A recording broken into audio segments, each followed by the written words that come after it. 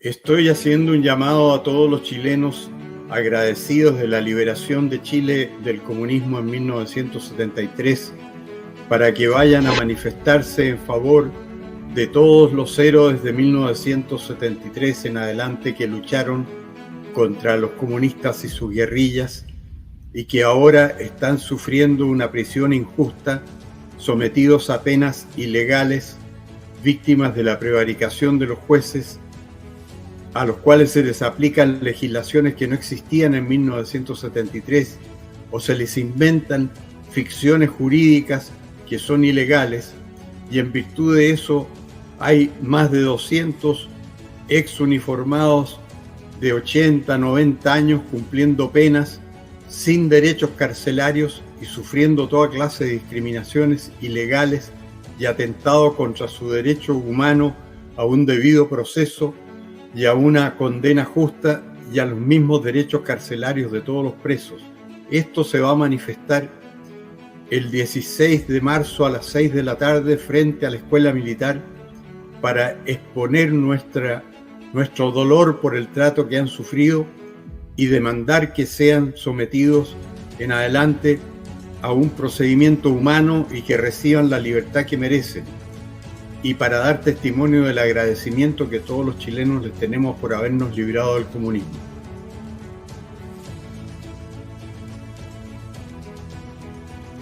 La prensa no se puede olvidar que hay otra parte, y que hay otra parte, que hay otra versión de los hechos, no lo que nos han contado.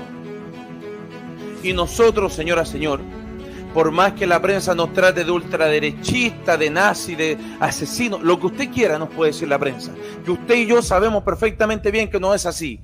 Hay un sector de nuestro país que no se olvida que nosotros tenemos héroes, que tenemos mártires de la libertad, que el Poder Judicial los ha asesinado, que los tiene en campos de exterminio, que dieron la vida, que cumplieron con la Constitución de nuestro país, que el día 22 de agosto del año 1973 fue cuando se rompió la democracia de manera transversal, los diputados, todos, el Congreso, un documento que debido a esta carta, les vuelvo a recordar, que también fue redactado por el señor Hermógenes Pérez de Arce. Ese documento, señora, señor, certificaba que Salvador Allende era un presidente inconstitucional, de que había violado la Constitución en 22 de sus artículos, no ni en 1, ni en 2, ni en 3, en 22. Y que fuera de eso, él no quiso entregar el poder. La democracia no, la rompieron los militares, y eso tenemos que gritárselo a Chile. Tenemos la obligación nosotros de gritárselo a Chile por las personas que perecieron defendiendo la libertad, por las personas que lucharon por nuestra libertad, que nos dieron nuestra libertad y que más sin embargo ellos murieron privados de la misma. ¿Se da cuenta? A Chile lo salva usted. Sí. Usted y todos los que nos están viendo y escuchando. Es por eso que pase lo que pase, aunque el mundo se caiga a pedazos, todos tenemos que hacer lo posible para colaborar, que salga bien este homenaje a nuestros mártires de la libertad el jueves 16 de marzo a las 6 de la tarde fuera de la Escuela Militar, para gritarle tanto al presidente de la República, a la ministra de Defensa, a los altos mandos, a los periodistas y a Chile entero, de que la historia no es como se la han contado.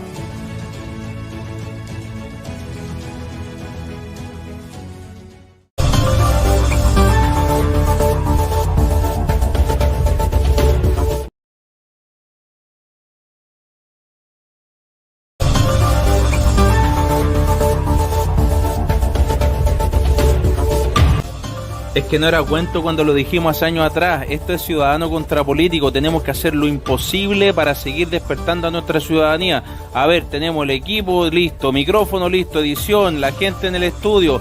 Nos fuimos en vivo entonces, ciudadano contra político, Robinson Paolo. Vamos arriba entonces, nos fuimos en vivo.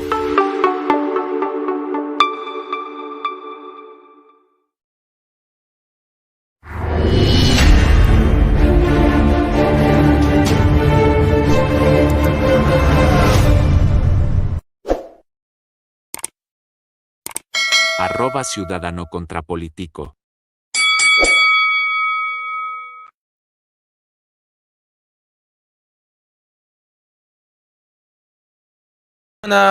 Muy buenas tardes para noche a todos. Espero se encuentren súper bien. Hoy día tenemos transmisión por partida triple. Así son las cosas, así están funcionando las cosas. Recuerden, señoras y señores, que hemos sido sacados del aire por nuestro canal oficial, así que estamos transmitiendo en nuestra plataforma Ciudadano Contra Político, canal de YouTube, en nuestro canal alternativo Ciudadano Contra Político. También estamos transmitiendo por Facebook, Ciudadano Contra Político en Facebook. Saludo a toda la gente que se nos va a unir a la programación en Facebook, y también estamos transmitiendo en vivo en @RobinsonPaolo2 en Twitter, @RobinsonPaolo2 en Twitter, y por supuesto que este material queda disponible para todas las plataformas que también quieran incluirlo. Bueno, vamos a ir directo al asunto, ya que nosotros estamos organizando este evento en marzo 16 a las 6 de la tarde, este homenaje a los mártires de la libertad. Señores, lo que vamos a hablar esta tarde, noche, también tiene que ver porque hubo un contexto político, social y también una guerra fría de la cual nuestro país lamentablemente fue escenario de eso. Nosotros hubiésemos querido que eso no hubiese pasado. Sin duda alguna, nuestro país también, así como muchos otros, hubo un enfrentamiento bilateral, si se puede decirlo, de manera indirecta, directa, si se puede decir, pero entre los Estados Unidos y la Unión Soviética. Y lamentablemente terminó lo que ustedes ya saben. Finalmente, los registros que hubieron de que Salvador Allende también era un agente que participaba y era de la Unión Soviética. Tuvimos a Fidel Castro y lamentablemente así son las cosas. Lo que nosotros pedimos es justicia y que este tipo de cosas se tomen en cuenta también. Había una inestabilidad en nuestro país por sobre 10.000 guerrilleros de diferentes grupos subversivos de Latinoamérica, y terminó lo que terminó, pero esto todo tiene una historia detrás profunda que abarca prácticamente al mundo entero, y de lo cual vamos a ser instruidos esta noche por el almirante Germán Rodríguez. Almirante, pero muy buenas noches, muchas gracias por estar una vez más con nosotros. ¿Cómo está? Buenas tardes, buenas noches aquí, Robinson. Muy agradecido, infinitamente agradecido a ustedes por la invitación, nuevamente estar con ustedes en el canal.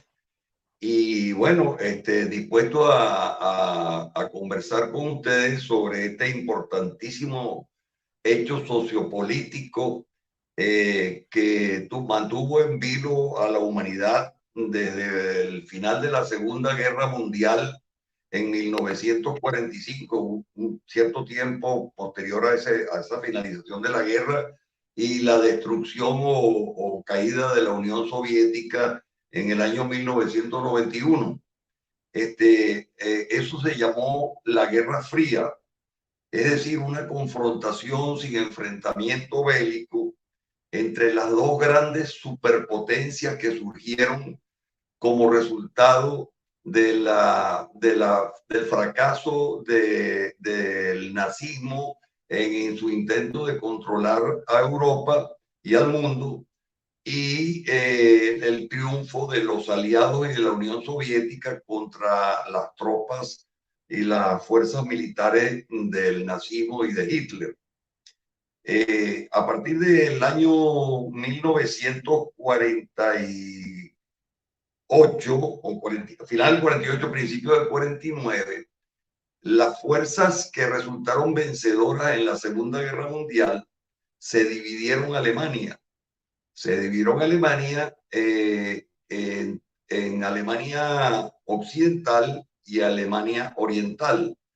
La Alemania Occidental estaba compuesta por los territorios que habían ocupado después de la derrota de los nazis, las fuerzas de los Estados Unidos, del Reino Unido y de Francia, y la Alemania Oriental estaba configurada por los territorios que había ocupado la Unión de Repúblicas Socialistas Soviéticas al ser derrotado el régimen nazi. A partir de ese momento, el mundo se convirtió en un mundo bipolar, donde los dos centros de poder que influenciaban al mundo en esa bipolaridad eran los Estados Unidos en la parte occidental y la Unión de Repúblicas Socialistas Soviéticas en el mundo oriental. Como consecuencia de eso surgió una tensión increciendo, exponencial a través de los años, que conllevó la aparición de otros hechos muy importantes que todavía se mantienen en la actualidad como focos de tensión en el mundo. En primer lugar, se creó la Organización del Tratado del Atlántico Norte en el año 1949, configurada por los Estados Unidos y sus aliados occidentales como una medida preventiva de defensa militar ante un posible ataque de otro tipo de fuerzas.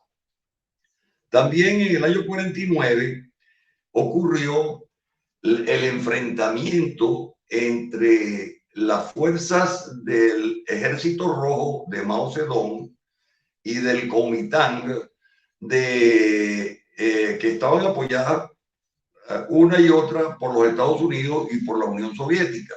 Como resultado de la derrota del Kuomintang, surgió la República Popular China, que había sido apoyada por la Unión Soviética, y con esto se extendió la influencia de una ideología totalitaria, marxista, comunista, en el oriente del mundo. Aparte de eso, era un país con una población gigantesca y con un territorio muy grande que venía a alterar en cierto modo esa bipolaridad, aunque no definitivamente en aquel momento. Después, esa bipolaridad tuvo también la característica de que al no haber un enfrentamiento directo entre los dos polos del mundo en ese momento, sí se constituyeron una serie de guerras foráneas, de guerras marginales, locales, ¿no? Una guerra de diferentes países estaban en conflicto. Sí, aparecieron conflictos en diferentes partes del mundo. Por ejemplo, el primero de ellos que apareció fue el primer conflicto bélico de la Guerra Fría en otros países, fue el de la Guerra Civil de Grecia, en donde hubo una insurrección comunista y entró allí en Grecia ya la Organización del Tratado del Atlántico Norte, y se definió el equilibrio estratégico con la victoria de las fuerzas occidentales sobre la insurrección comunista. Se definió el equilibrio en el mar Egeo y en los Balcanes. Posteriormente, en el año 1955, el bloque de la Unión Soviética, el bloque comunista de la Unión Soviética, se vio en la necesidad de crear una organización también multinacional de defensa y creó la Organización del Tratado de Varsovia el 14 de mayo del año 1955, que estuvo en vigencia hasta la caída de la Unión Soviética en el año 1991. Posteriormente, esa bipolaridad tuvo su manifestación bélica en la guerra de Vietnam. En la guerra de Vietnam, en la lucha entre el Vietnam del Norte y Vietnam del Sur, después de que Vietnam del Sur se negara a firmar el acuerdo de Ginebra.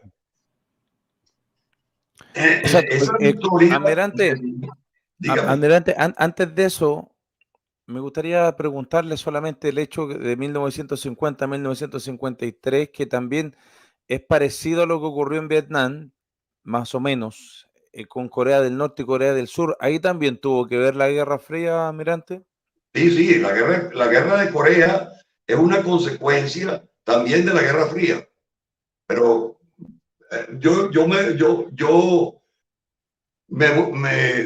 definí por vámonos a Vietnam.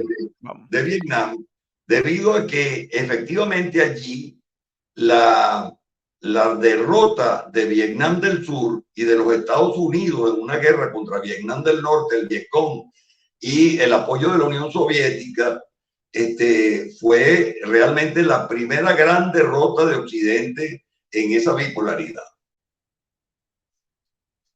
Bueno, siguiendo con este tipo de influencias, esa guerra de Vietnam en Occidente, además de la derrota militar de los Estados Unidos y de la fuerza de Occidente de Vietnam del Sur por parte del Vietcong, Vietnam del Norte y la fuerza de apoyo de la Unión Soviética, tuvo una repercusión política muy importante en los Estados Unidos con el Watergate, la renuncia del presidente Richard Nixon, que fue un hecho sumamente importante, también consecuencia de toda esa situación de bipolaridad. En el año 1978 y 1979 se produjo la guerra ruso-afgana como una extensión de la guerra civil de Afganistán.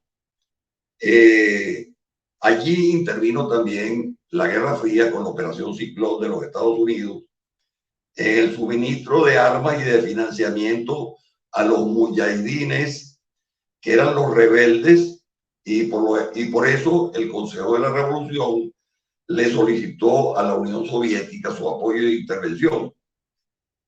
También participaron en ese conflicto otros países como Pakistán, Irán, Arabia Saudita, Israel y el Reino Unido.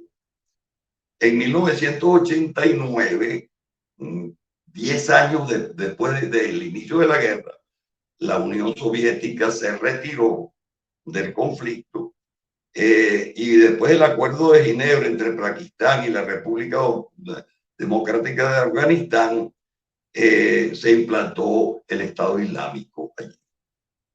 En 1975 hasta 1990 se libró también, dentro de ese escenario de la Guerra Fría, la llamada Guerra del Líbano, la Guerra Civil del Líbano, con un apoyo indirecto de los Estados Unidos y de la Unión Soviética, que se originó por la invasión de Israel al Líbano como consecuencia del asentamiento en ese territorio de Hezbollah.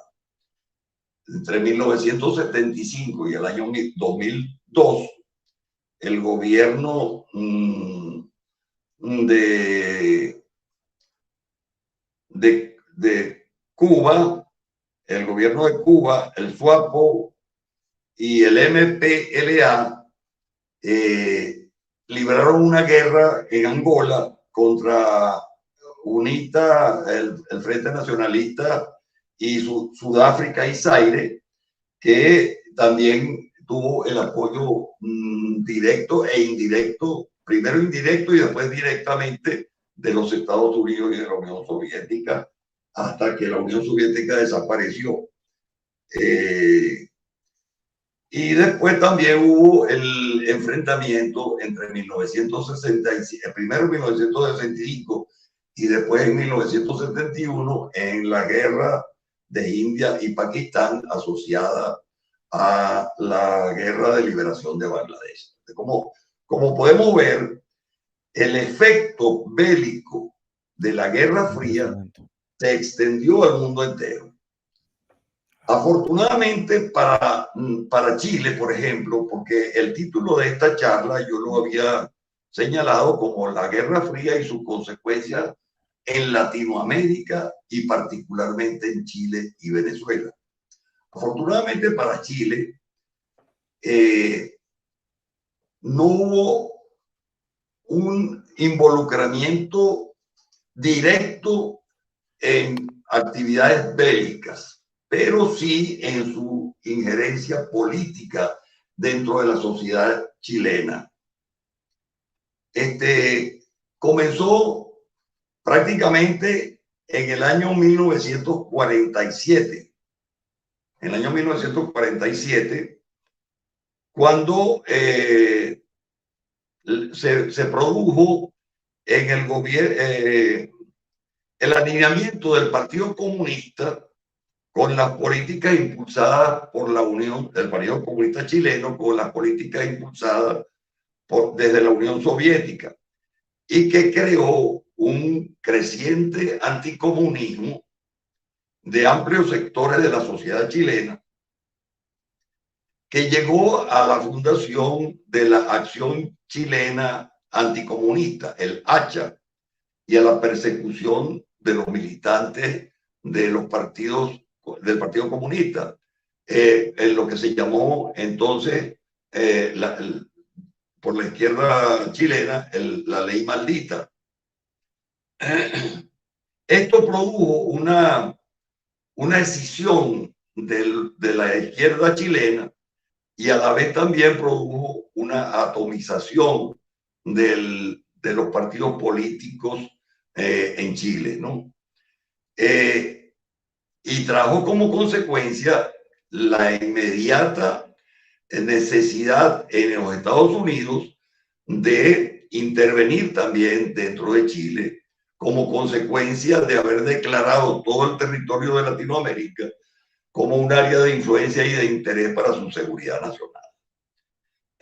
De allí vienen muchísimos de los problemas que posteriormente se suscitaron y que hemos venido escuchando y tratando en otras intervenciones, y que culminarían posteriormente en el año 1973 con la caída del gobierno de Salvador Allende, comunista, que había llegado a la presidencia de Chile después de 4 intentos, después del gobierno de Eduardo Frei, de la Democracia Cristiana. El hecho en el cual los Estados Unidos tuvieron una injerencia de importancia reconocida ya mundialmente, porque esto se conoce a través de la desclasificación de muchos documentos que se produjeron en esa época y que fueron desclasificados en el gobierno del presidente Bill Clinton, que demuestran que los Estados Unidos participaron activamente en hechos para la desestabilización de la política chilena con el fin de evitar que Salvador Allende llegara a la presidencia de Chile. Esos hechos se comenzaron mucho antes de 1970 y fueron realizados por la Agencia Central de Inteligencia y por la Oficina Nacional de Inteligencia de la Armada de los Estados Unidos, que tiene como sede hoy en día en Maryland, en territorio norteamericano. Yo no sé si tú tienes alguna interrogante al respecto para... No, lo estamos escuchando atentamente. Solamente recordarle a la gente que nos mira que Richard Nixon había declarado públicamente que si teníamos a Cuba en el Caribe y tenían a Chile con Allende, con el comunismo, iba a haber un red sandwich, dijo él. Eso fue lo que dijo él.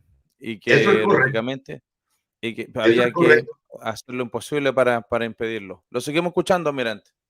Bueno, y también desarrolló en el seno de los políticos norteamericanos un sentimiento que se sintetizaba en la política de prevención del oso negro por la puerta de atrás. Es decir, ellos creían que a partir del año 1959, con la llegada de la revolución de Fidel Castro y la revolución cubana al poder en la isla de Cuba, a escasos kilómetros del territorio norteamericano de la Florida, esa exportación o el inmiscuirse de la política comunista de la Unión Soviética en territorios americanos se iba a extender rápidamente y que estaba efectivamente siendo vulnerada otros territorios, en el caso concreto Chile y Venezuela, estaban siendo vulnerados por esa acción política de inmiscuirse en la política interior de esos dos países.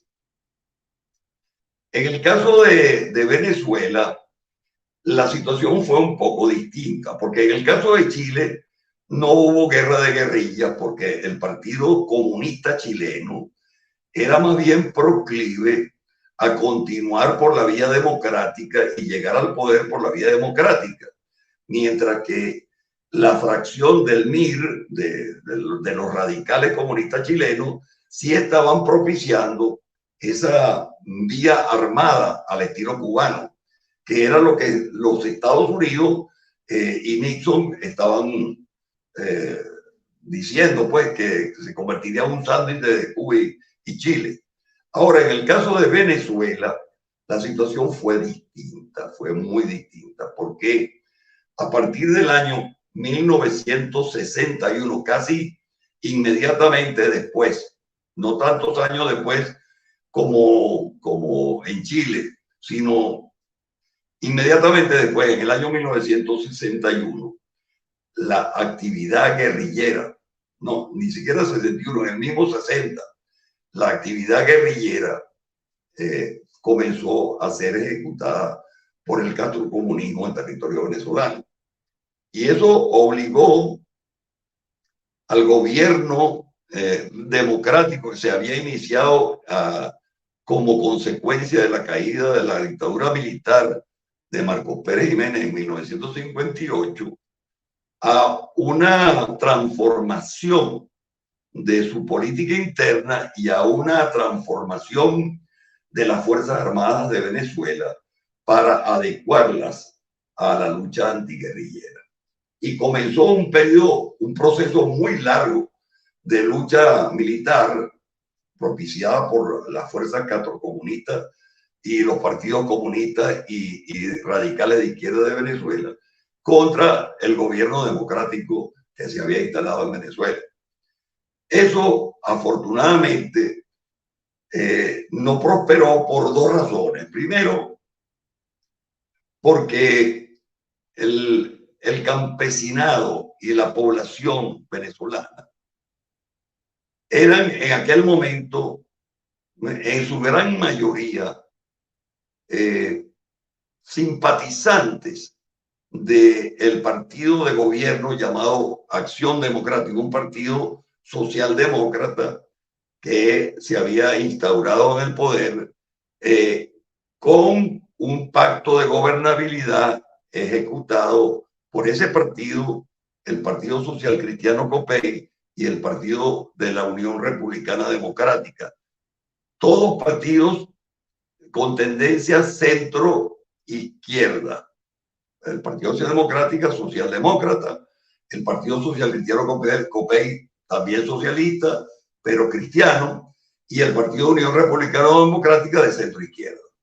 Entonces, la lucha armada no tuvo realmente repercusión en la población ni en el campesinado, donde Fidel Castro y sus lugartenientes pensaron que podía ejercer, hacer un progreso verdaderamente significativo. Y a través de los años, pues, sus teatros guerrilleros fueron derrotados militarmente por las Fuerzas Armadas de Venezuela. En el caso de Chile, trajo como consecuencia la división de la izquierda chilena y el fraccionamiento de los partidos democráticos de Chile. Y a su vez, la inherencia cada vez mayor de una superpotencia como los Estados Unidos, que por motivos de seguridad externa de su geopolítica, se metía en el territorio de Chile a tratar de evitar el surgimiento de una nueva Cuba en el sur de América, de Sudamérica, en la parte del sur de la Patagonia sudamericana.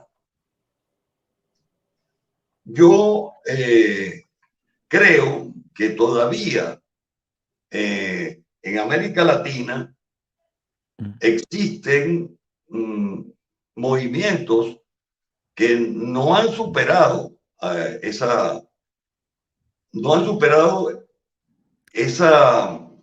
situación que se generó durante la Guerra Fría.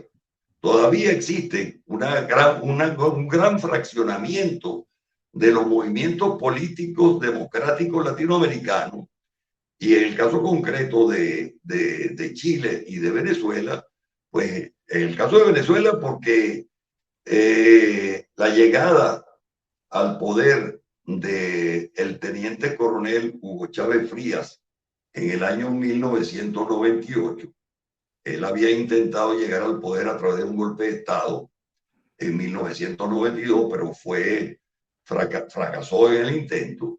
Y entonces Fidel Castro, que había fracasado militarmente en Venezuela con las guerrillas, lo convenció para que utilizara la entropía que se había generado en el sistema político venezolano de partidos para llegar al poder. Y Hugo Chávez, que había sido abstencionista, fue convencido por Fidel Castro para crear una organización política y presentarse a las elecciones del año 1998, en las que arrasó, porque la población venezolana, que había visto con desesperación cómo la entropía por las divisiones internas, por la erosión que el ejercicio del poder había causado en los partidos políticos, estaba deseando un gobierno que diera respuestas a la desigualdad social y a los grandes problemas que agobiaban a la población venezolana. Y entonces se produjo el grandísimo engaño de ofrecimiento de esas soluciones a través de un programa que presentó Hugo Chávez Frías con el apoyo de Fidel Castro para llegar a la presidencia de Venezuela. Y todos sabemos lo que ocurrió inmediatamente. En Venezuela se produjo una constituyente que eliminó o quitó, abolió la Constitución de 1961, creó una nueva Constitución en 1999 que paulatinamente fue eliminando toda la institucionalidad que apoyaba en esa constitución y en la mayoría que el gobierno de Chávez obtuvo en esas elecciones, fue aboliendo todas las instituciones, fue politizando a las Fuerzas Armadas y transformó totalmente el Estado venezolano que había existido de democracia político-partidista, con participación ciudadana, con elecciones libres, con división de poderes, etcétera, durante 40 años, para convertirlo en lo que hoy día es un Estado fallido, que ya tiene 24 años en el poder y que ha producido más de 8 millones de migrantes venezolanos en el mundo, y que ha tenido la inflación más espantosa que se conoce en la historia económica de la humanidad, en el cual un dólar del año 1983, por ejemplo, cuando ocurrió la primera devaluación del bolívar venezolano, todavía en la democracia político-partidista, un dólar de 1983 para hoy equivale a 2.500 millones de bolívares de aquella época. Es decir, una inflación inimaginable y una destrucción total de la institucionalidad y de la economía del país. En el caso de Chile, la situación es menos grave por cuanto ese fracaso de la izquierda chilena de lograr el poder por la vía democrática, como de Salvador Allende, y que concluyó abruptamente con el golpe de Estado del 73, fue seguido por una dictadura militar que, si bien es cierto, no fue vista como defensora de los derechos humanos, o no es vista como defensora de los derechos humanos a través del tiempo, sí produjo en Chile una recuperación económica sustancial y permitió que posteriormente, después de 10 años, después de 17 años, se lograra en Chile una transición hacia una democracia más o menos estable y con una perspectiva económica y política diferente a la que tiene Venezuela.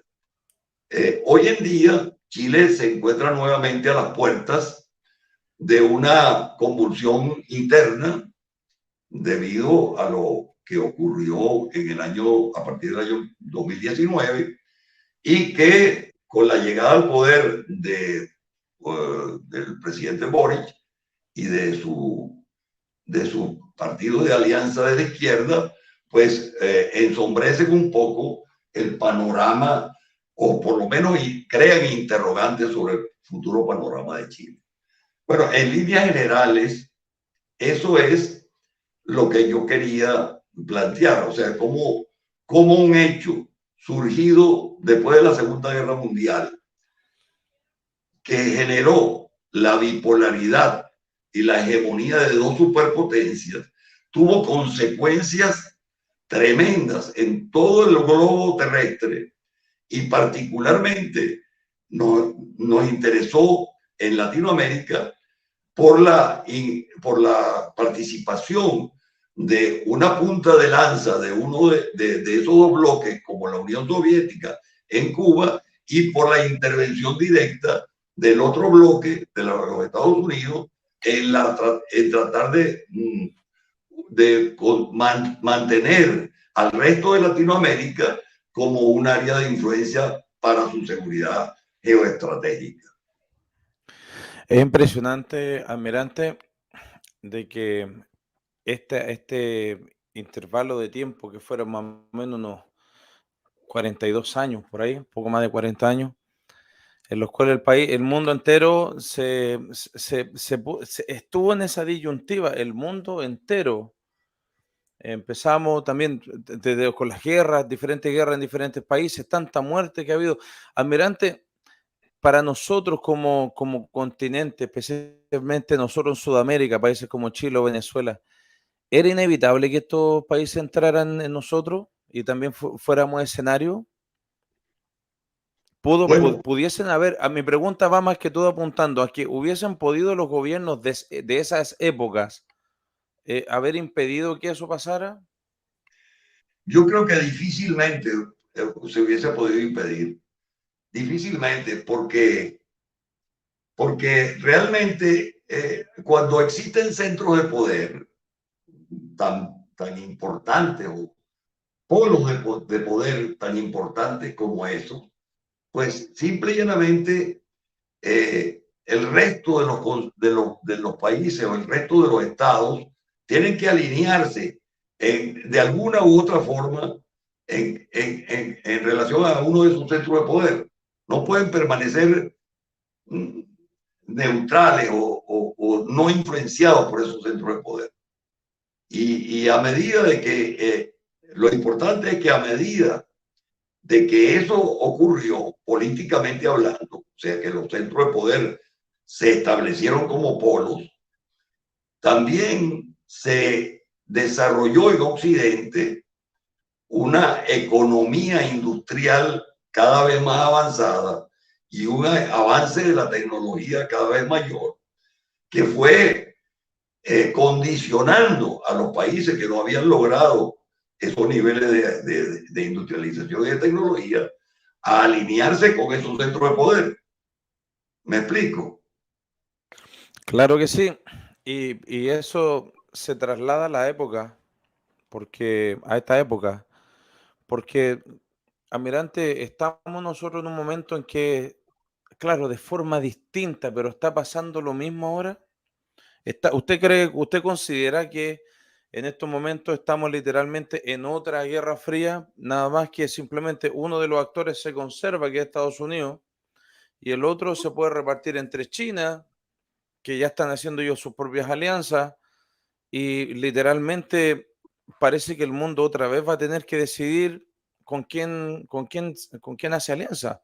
¿O me equivoco, Almirante? No, yo creo que no está tan equivocado, Robinson, porque aunque el mundo de hoy no es bipolar, es multipolar, porque no existen solamente dos centros de poder eh, mundiales como existían en la Guerra Fría, porque hoy en día está China, está la India, está, se está convulsionando todo Indochina, todo Asia. Es decir, el mundo ha evolucionado también en ese sentido, la multipolaridad. Pero esa Ha multipolaridad hecho también también que lleguen múltiples actores también, pues ahora hay más protagonismo de países que eran impensados antes, como usted dijo, la India. Francia quedó bastante dañado en la Segunda Guerra Mundial y sin embargo salió adelante. Lo mismo que bueno, Alemania, China, tiene Japón, lo, Taiwán. lo que condiciona hoy más el desarrollo una conflagración, vamos a llamarla así, de características mundiales, bélicas me refiero, bélicas, es el hecho de la energía atómica convertida en un instrumento de la guerra, o sea, de las armas atómicas.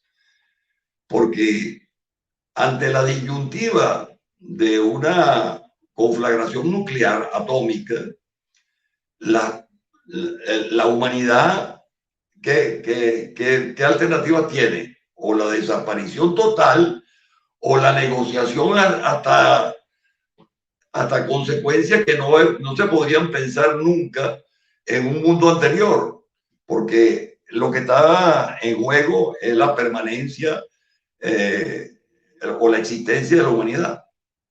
Sin embargo, cualquier cosa puede originar una catástrofe. yo creo, y mire, yo veo con muchísima preocupación, viviendo hoy en día como vivo en territorio europeo, yo veo con muchísima preocupación lo que está ocurriendo en este momento, porque un organismo de la Guerra Fría que todavía pervive, como es la Organización del Tratado del Atlántico Norte, está apoyando a un conflicto localizado, focalizado entre Rusia y Ucrania. Pero Ucrania es parte de, o fue parte de lo que fue el territorio de la Unión Soviética. Entonces, hay intereses que todavía subsisten de la Guerra Fría allí. Y bueno, ¿y cómo va a evolucionar eso? Nadie lo sabe. Y es un peligro permanente. El problema es que nosotros no sabemos si es por tratar de hacer no sé, una política del terror de parte de Rusia, pero ya se ha visto la declaración, especialmente una de un expresidente de Rusia, y de que ellos no les sirve un mundo sin Rusia. Y apelan a que a la OTAN, al estar apoyando a Ucrania, se están jugando el futuro de la humanidad como la conocemos. O sea, están hablando, al menos en el lenguaje están hablando así.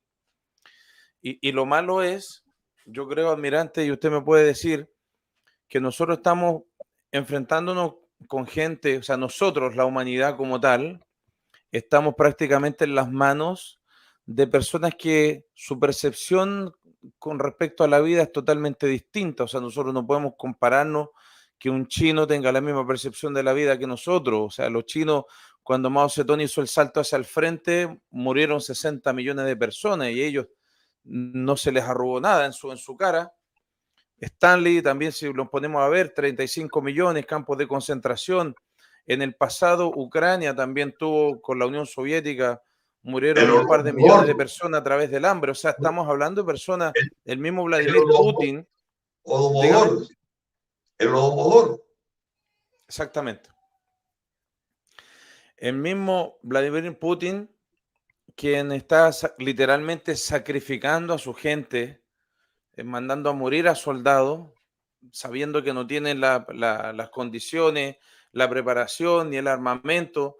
Solamente esta agencia Wagner es la única que ha logrado ciertos triunfos, pero él está mandando a morir a su gente. Entonces nosotros estamos enfrentados, que estamos en las manos de personas que van a negociar con nuestras vidas, pero ellos tienen otra percepción de la misma.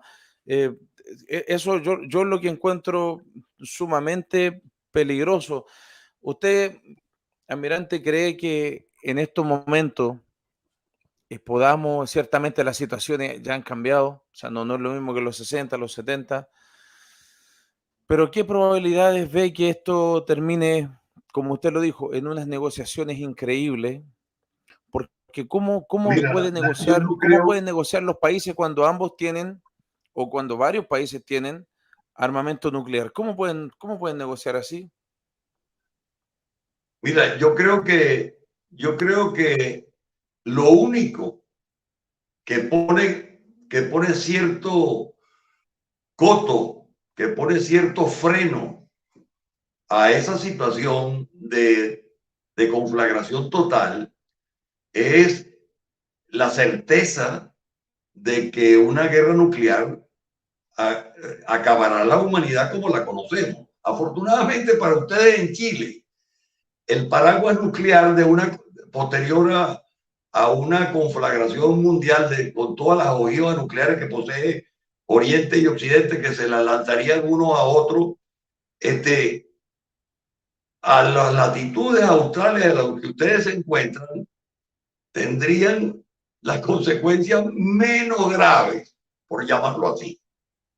De manera tal de que cualquier persona que habite en la Patagonia chilena o en Australia o en territorio de la Patagonia argentina etcétera, a esas latitudes sur, estaría no preservada, por supuesto, pero estaría un poco más lejana a la aniquilación total que se produciría, por ejemplo, en Europa o en los territorios ecuatoriales o en el hemisferio norte. Pero yo no te puedo decir, yo no veo, yo lo único que veo como freno es eso, la aniquilación total de la humanidad, como la conocemos. Pero eso es como jugar con fuego cuando tú estás en una habitación donde se ha derramado gasolina. Tú tienes la certeza de que te puede quemar en cualquier momento. Y la única forma como no te quema es no encendiendo un fósforo. Usted conociendo, almirante, a través de los años, cómo funcionó también el tema este de la KGB y eso, ¿usted cree que en Rusia las personas que rodean a Vladimir Putin o inclusive sus altos mandos en el ejército piensen de la misma manera? Yo creo que sí, porque tú antes dijiste algo muy cierto, que nosotros difícilmente podemos pensar, al igual que piensan en otros lugares del planeta, Exactamente. como pues piensan los chinos o piensan los rusos. Acuérdate que la Rusia actual es la descendiente de un imperio gigantesco que controlaba gran parte de la humanidad en siglos pasados. Y ellos esa gloria del zarismo, esa gloria de la magnificencia zarista, la mantienen, la conservan, por lo menos en las élites rusas. Y eso no es bueno realmente. O sea, esa posición no es buena para la convivencia dentro del concierto de naciones. ¿Cree usted que esto se pudo haber evitado? ¿Y cómo? ¿En qué momento cree usted que esto? Porque ciertamente aquí nosotros estamos siendo lo más neutral posible. Creo que aquí ambas partes tienen la culpa. Estas cosas vienen de hace muchos años atrás. También Zelensky es parte de un gobierno corrupto. Tampoco Zelensky es una blanca paloma. Si aquí lo lamentable son las vidas humanas que están ahí, que tuvieron que cambiar en su totalidad. Muchos perecieron, otros se fueron de su país, etcétera, etcétera.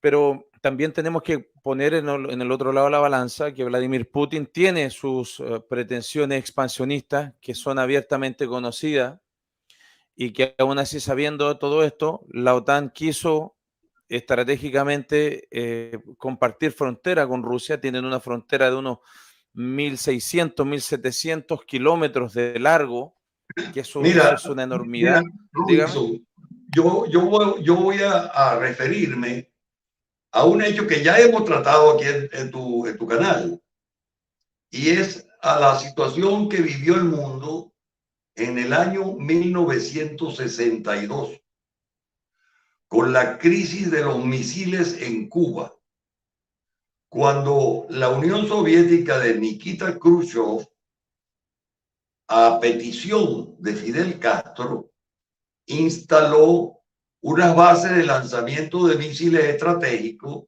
en Cuba.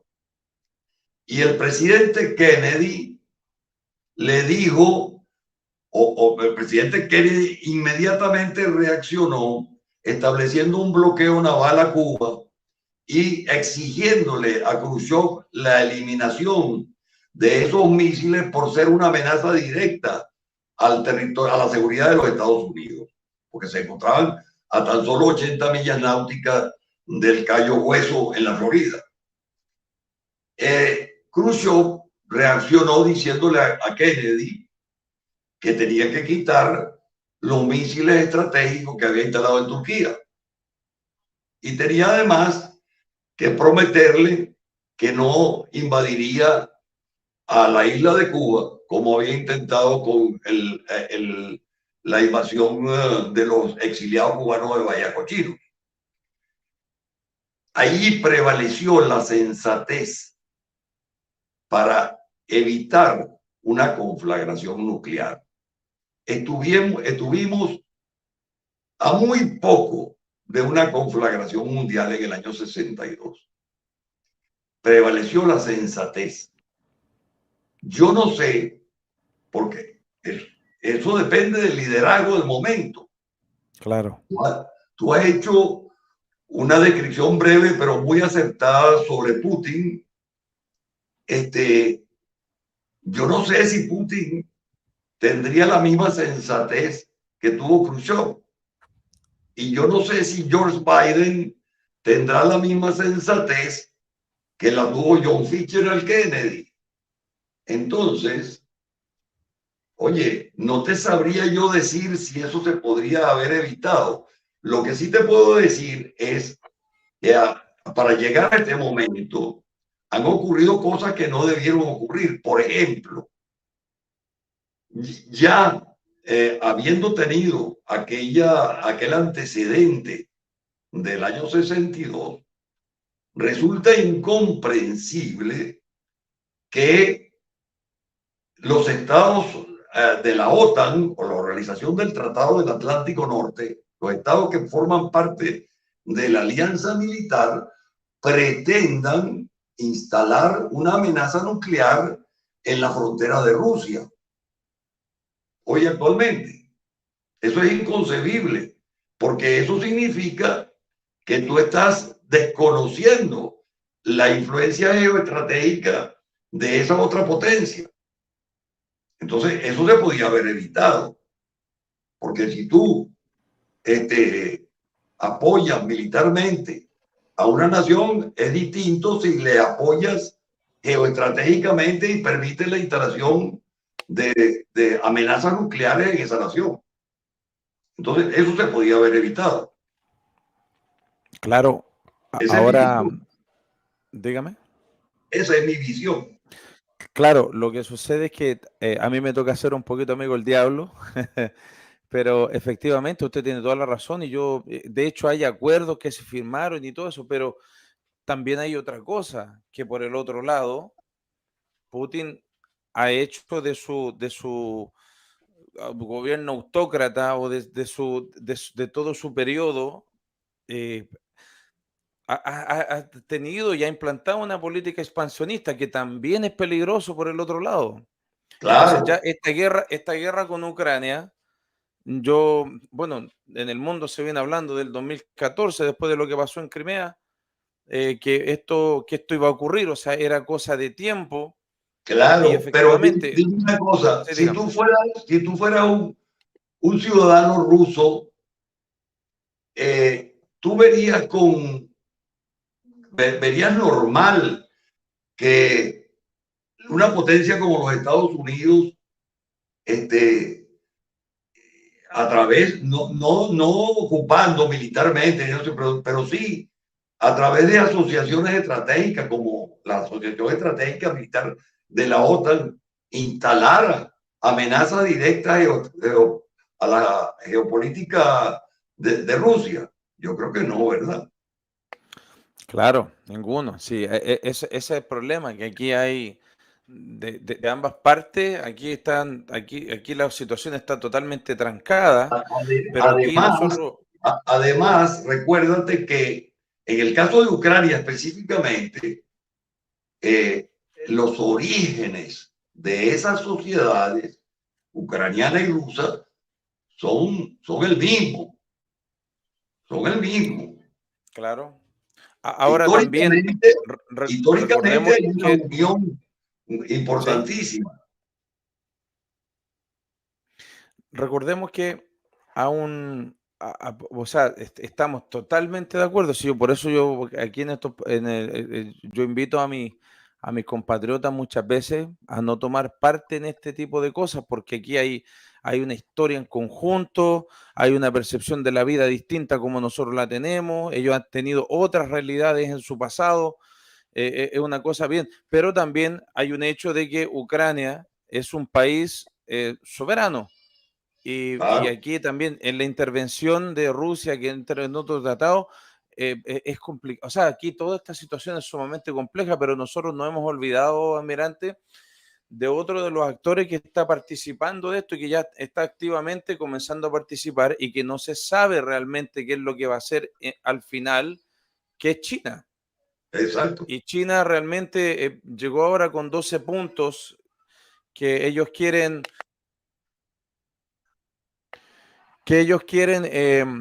llevar a una negociación a Rusia con la OTAN, pero están haciendo sus propuestas, pero por el otro lado también hacen las propuestas por un lado y por el otro lado también están, lo que se ha sabido que en cualquier momento comienzan a pasarle armas a los rusos.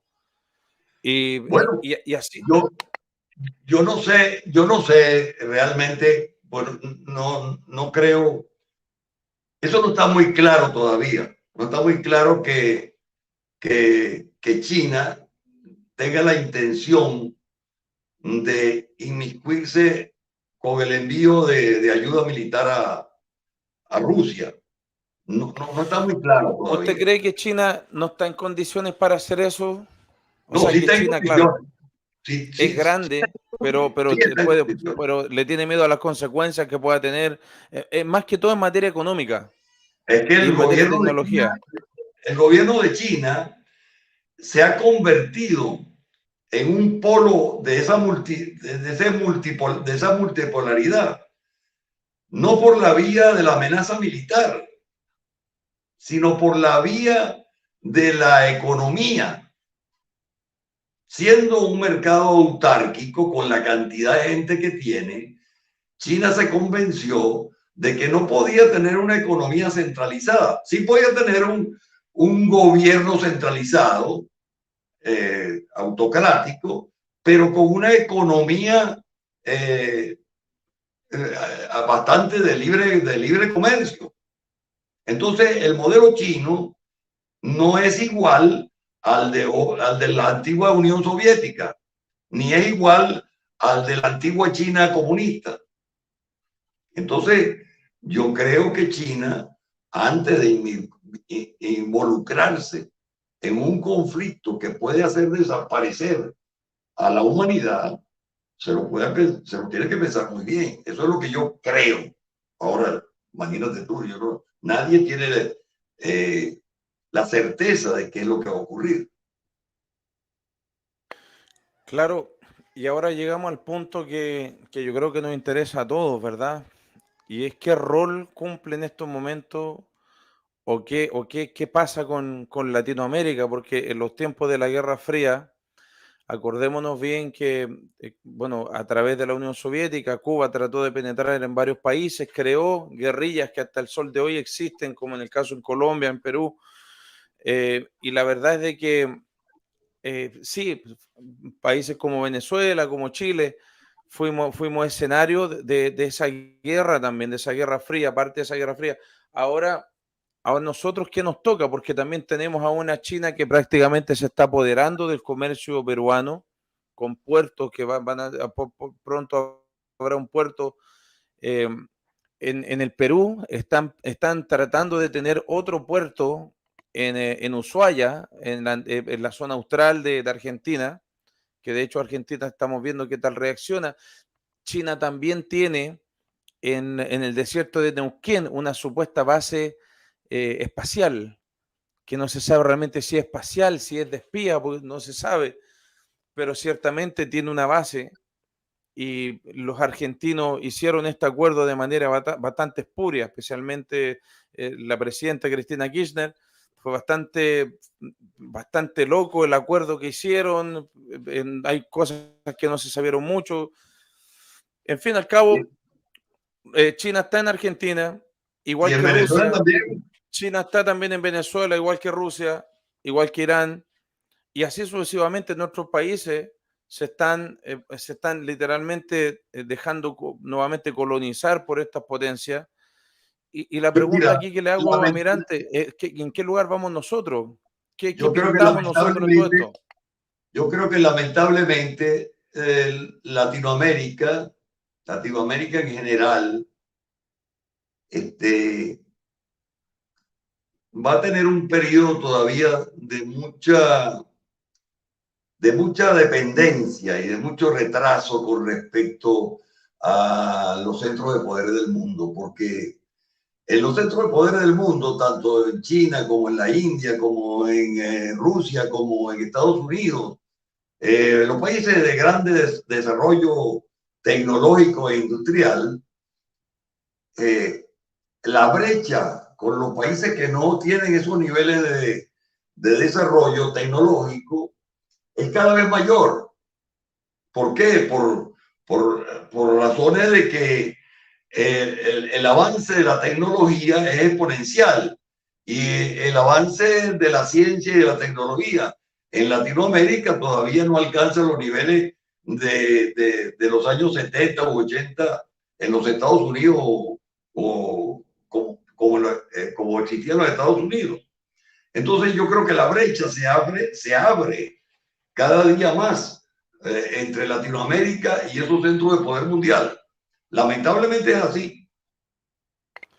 Y los gobiernos, almirante, ¿qué postura cree usted será que los gobiernos de nuestros países eh, se deben, y pese a que hay inversión de cada uno de estos lugares, especialmente de China y de Estados Unidos, que invierten en todas partes de nuestro continente, los gobiernos, ¿qué les tocaría, bajo lo que usted cree, mantenerse neutrales o ya desde ahora comenzar a tomar una posición?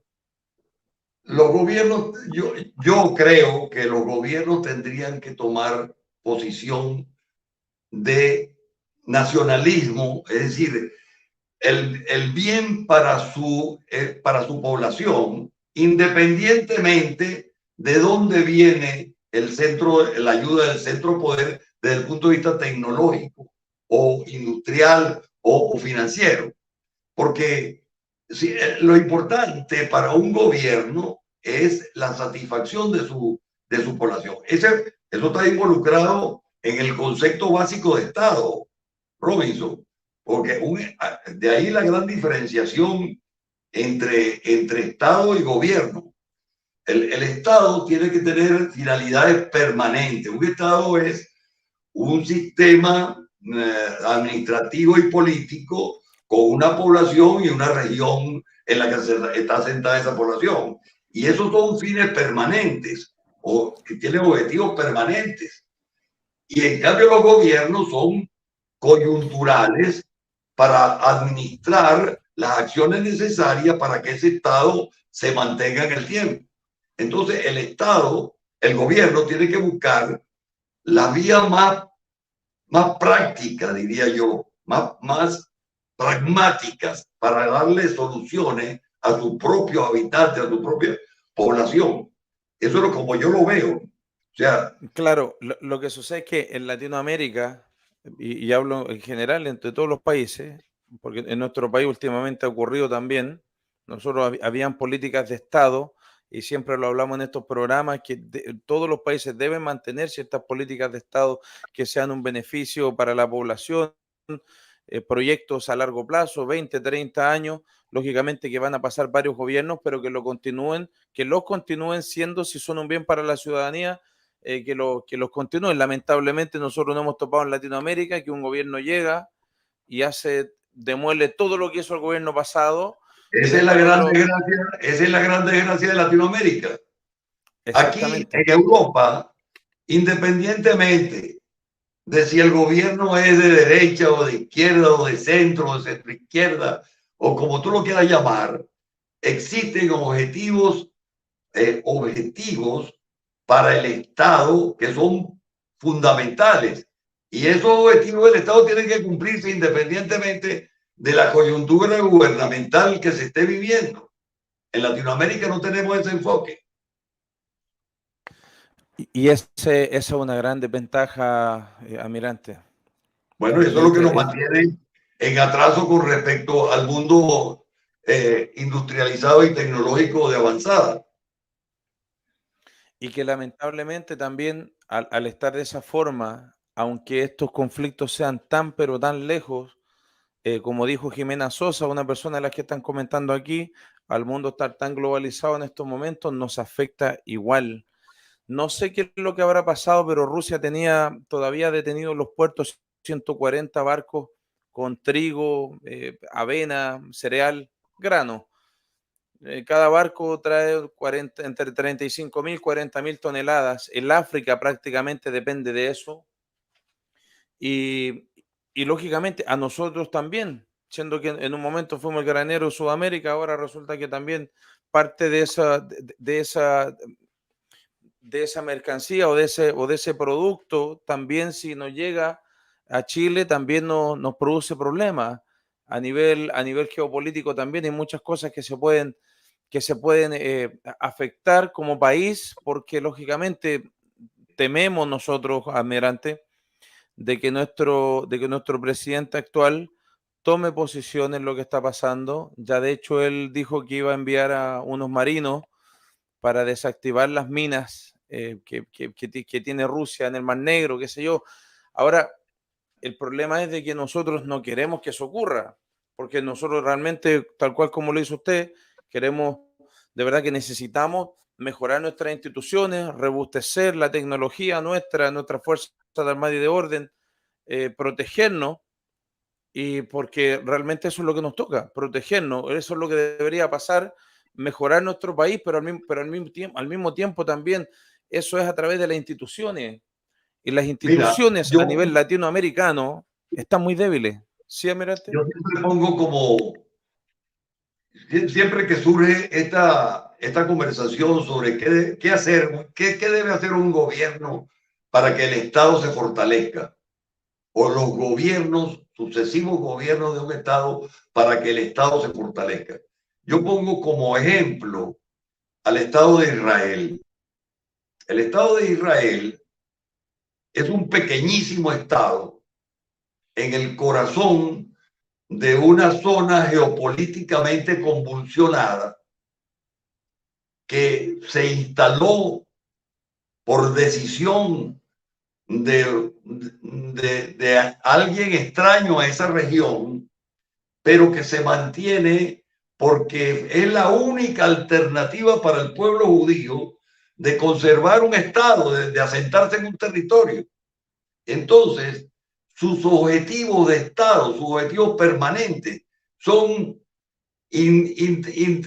¿cómo se llama? Incondicionales, no tienen ningún tipo de negociación. Y los gobiernos de Israel hacen todo lo posible para que prevalezcan sobre cualquier otra acción política. Entonces, tú has visto a Israel manifestarse, por ejemplo, en este conflicto. No, no se han manifestado. O sea, han tenido participaciones referente porque a Israel yo creo que, si usted me pregunta a mí, yo creo que bien poco le importa lo que pasa entre Rusia y Ucrania. Yo creo que a Israel lo que le importa es qué es lo que Irán puede hacer. Claro, Y donde se claro, mete Irán, Israel va a estar detrás siempre. Entonces, claro.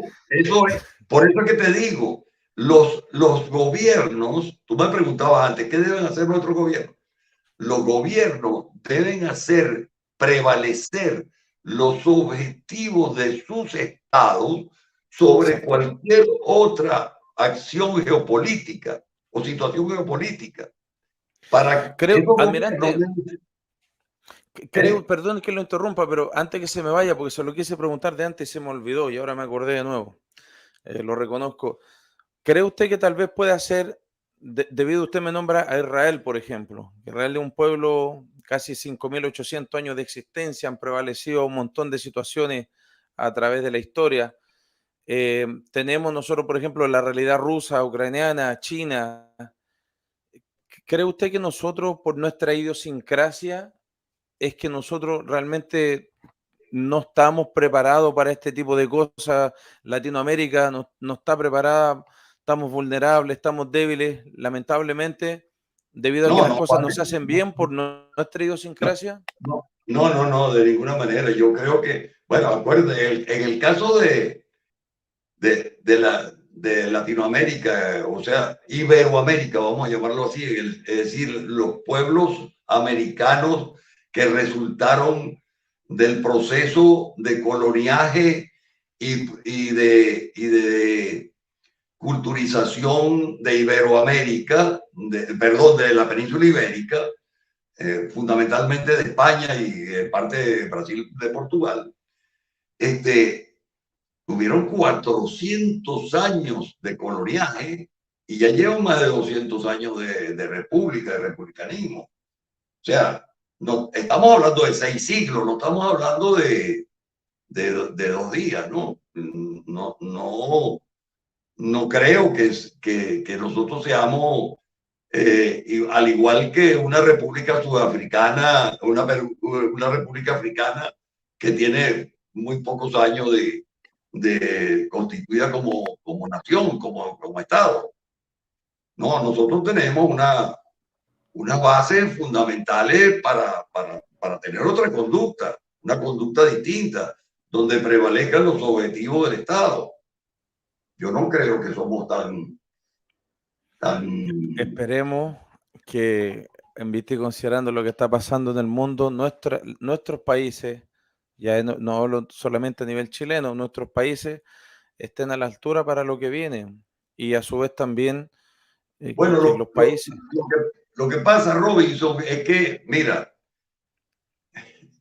el mundo que va a haber dentro de 35 años, 30 años, en 2 generaciones más, vamos a llamarlo así, 2 generaciones más, lo que va a ocurrir en el mundo, si no ocurre una conflagración mundial atómica que desaparezca la humanidad, si la humanidad logra superar esta coyuntura, donde está al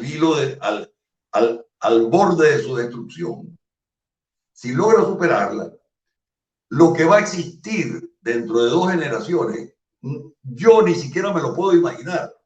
Yo no me lo puedo imaginar. Yo tengo 83 años y he vivido en 2 siglos y he vivido una transformación tecnológica que yo ni me la imaginaba. Cuando yo tenía 30 años, yo no me podía imaginar que este teléfono celular por el cual estamos hablando, una tecnología 10 veces superior a la que llevó el hombre a la luna, pudiera existir. Entonces, yo no me imagino lo que puede ocurrir dentro de 30 años, 40 años. Entonces, lo que sí me imagino es lo que deberíamos hacer para que esa brecha tecnológica que nos separa de los centros geopolíticos de poder no se amplíe, sino que más bien se acorte. ¿Qué le puedo decir yo, almirante? Esperamos nosotros que se ve bien difícil la situación, pero nosotros creo yo que debiésemos estar de una u otra manera pidiendo que por favor a lo que crea la gente, de que estas personas puedan llegar de una vez por todas a algún tipo de acuerdo que se ve muy lejano. De verdad, almirante, yo, ¿qué le puedo decir? Yo veo muy lejano que puedan llegar a un acuerdo. Yo Hay tantos también, intereses de por medio, lo veo lamentablemente, yo sumamente. también. ¿Sí? Sí. Qué pena, pero esa es la realidad. Es Esa que es la realidad. hay tantos Bueno, intereses comprometidos mire, ¿sabe qué? Le voy a contar algo para terminar el programa, solamente dejarle algo. Hablando que usted estaba hablando de Israel, hay un rabino eh, que en el año 1200 es bastante conocido, se llamaba el Rambán. El Rambán era de una zona de ahí de España, sefardí, se conoció como los sefardí. El Rambam escribió por ahí por el año 1200, uno de sus párrafos, escribió en un momento, mire, almirante, que la humanidad iba a llegar a un punto que cada ser humano iba a tener el poder de destruir el mundo. Mire, en el 1200, quizás como lo habrá pensado, no sé, pero que cada ser humano iba a tener la facultad de acabar con el mundo por sí solo. Falta bien poco para que eso llegue, pero también él hablaba de la guerra de una hora, porque él decía que en esos momentos el mundo se iba a ver enfrentado a la guerra de una hora, que iba a haber tanta destrucción en esa hora, que después todo el mundo iba a hacer la paz. Esto fue escrito en el año 1200, son escrituras judaicas, y eso es uno de los pilares de las creencias judaicas, que es el famoso Rambán. Y eso de la guerra de una hora, quizás en el año 1200, no, quizás probablemente no tenía ningún sentido, pero increíblemente 800 años después y más, de verdad que toma mucha relevancia, que es lo que yo le hablo a veces aquí a las personas, y de que es verdad, puede ser que en una sola hora y en menos el mundo entre en una convulsión total.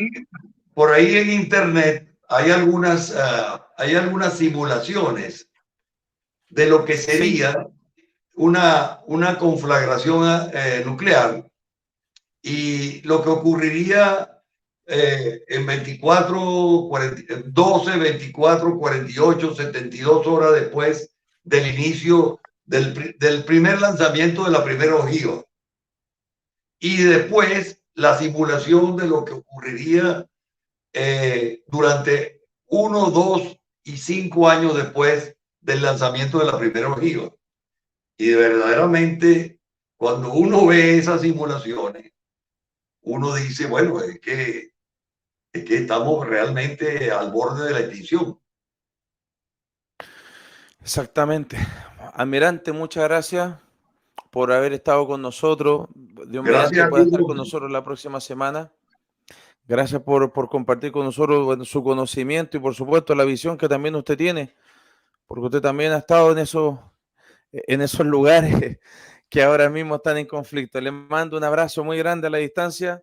Muchas gracias por estar con nosotros. Muchas gracias por ser solidario con nuestro país y compartir su conocimiento aquí con nuestros televidentes y auditores. Muchas gracias a todos, señores. Por haberme invitado. Gracias.